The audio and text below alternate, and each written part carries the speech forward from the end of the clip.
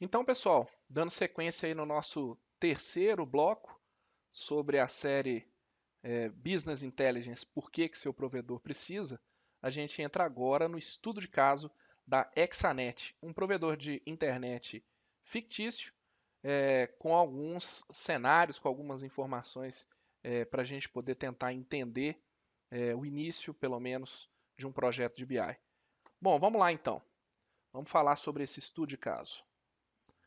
A princípio, pessoal, Exanet é um provedor até uma operação bacana, uma operação aí com 12 mil assinantes e com alguns setores bem estruturadinhos. E dentro desses setores eles têm lá o setor de pós-venda. Exanet, dentro do setor de pós-venda, eles nos pediram uma ajuda muito grande dentro do setor de pós-venda, iniciando os nossos trabalhos lá. E aí eles nos pediram o seguinte: vamos começar por aqui, que a gente sente que aqui é um ponto importante.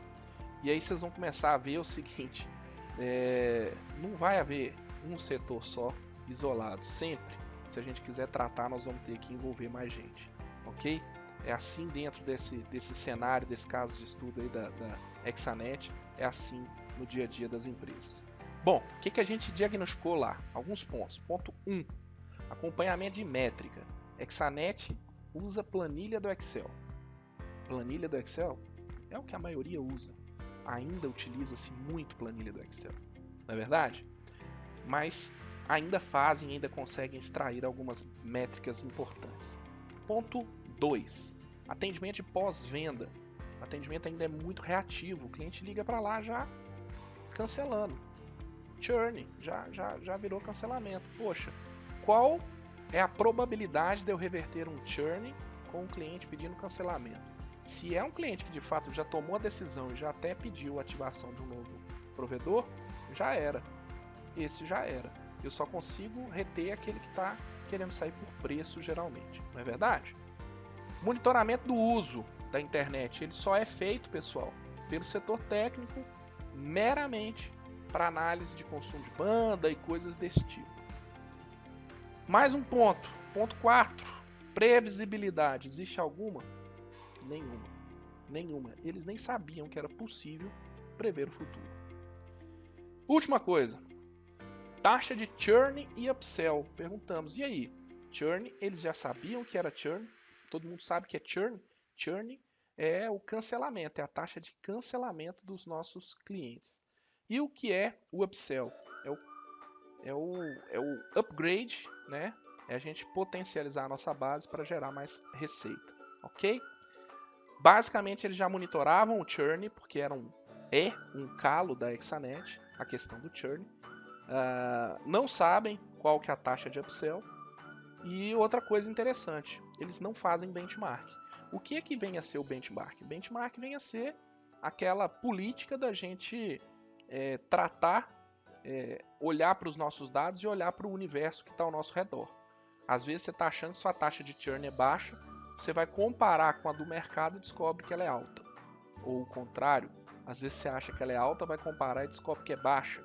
Então é muito importante a questão de benchmark, pessoal, para a gente saber como que a gente está posicionado com relação ao mercado. Ah, mas eu não quero saber porque eu quero fazer a minha empresa. Muito bacana. Né? Ah, eu não quero ser influenciado por números externos. Muito legal. Mas a comparação, gente, ela é sempre importante. É uma das técnicas de análise de dados, é a comparação. Agrupamento, comparação e outras técnicas mais. É muito importante a gente saber como está o exterior ao nosso redor, até para a gente ter argumento e saber o valor do nosso negócio, não é verdade? Bom, e como que é feito esse acompanhamento na Exanet? Aqui é um resumão da planilha que eles usam, né? Separando aqui em cores: verde a parte de vendas, azul a parte de upsell e vermelho a parte de churn. Nós temos ali o plano que foi vendido, valor, quem foi o gerente de relacionamento. Não é o gerente de vendas, tá, pessoal? CS Manager é o Customer Success Manager, né? É o gerente de sucesso com o cliente. Então é o famoso pós-venda, não é o gerente de vendas, ok, pessoal? É o cara que recebeu aquele cliente que já entrou para a base e vai tratar dele daí por diante. É o cara que é responsável pelo upsell ou pelo churn, ok? Então estão aqui as informações que eles tinham e que eles usavam para poder mensurar. Poxa, mas é muito pouca informação. Com isso aqui eu já consigo ter alguma riqueza, eu já consigo transformar, eu consigo fazer alguma coisa?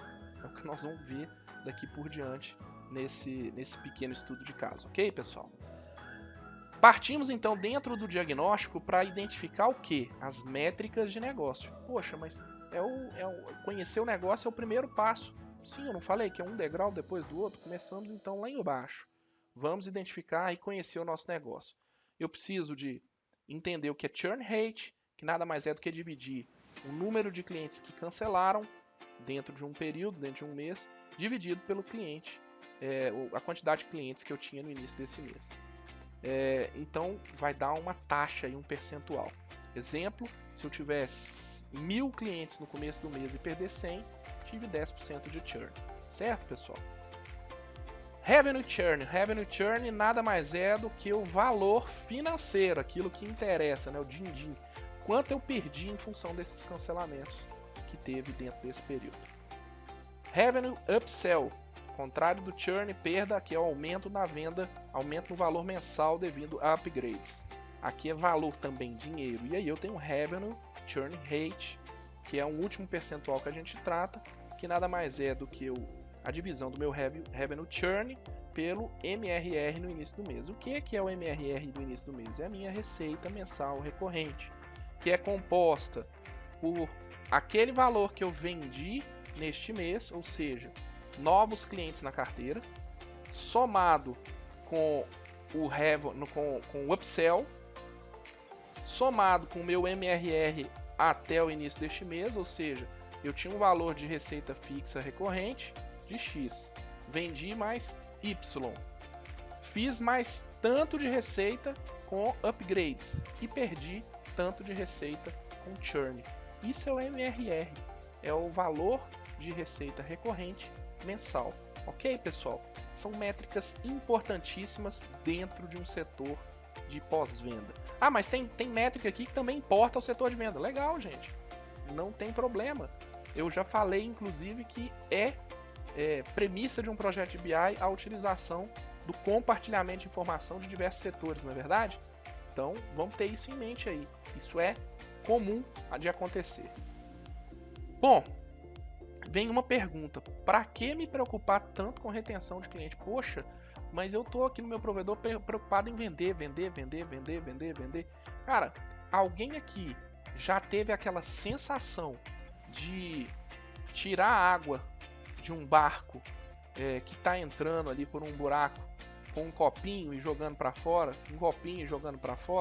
Essa acaba sendo a sensação que a gente tem quando eu ignoro a água que está entrando no barco, sabe?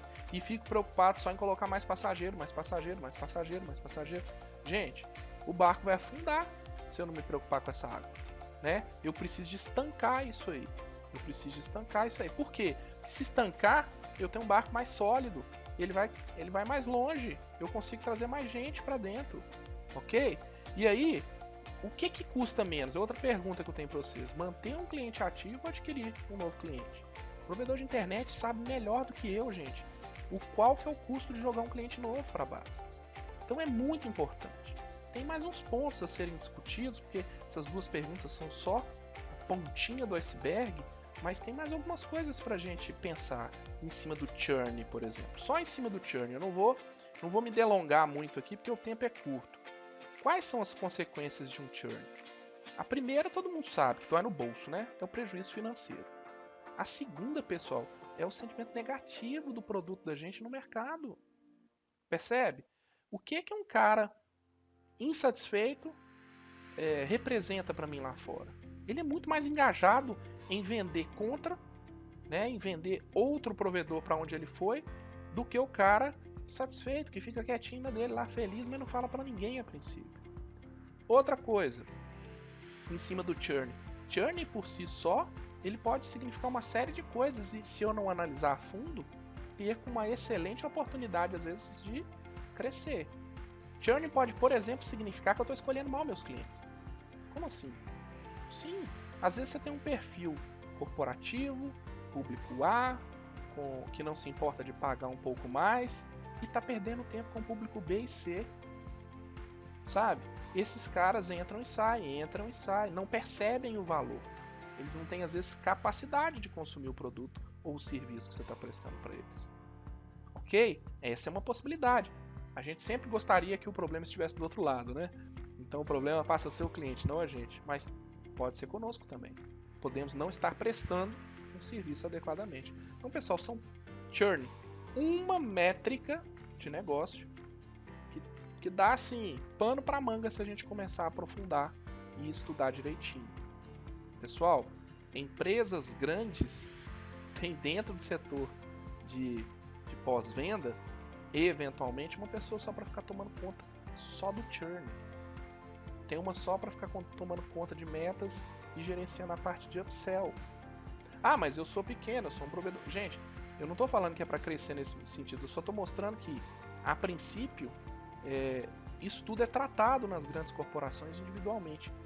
A maravilha que o BI traz para a gente é de nos dar essas informações na palma da mão, sem a necessidade de inchar demais o setor de uma empresa, né? A gente consegue, com o BI, crescer, escalar o negócio da gente de maneira muito mais sustentável.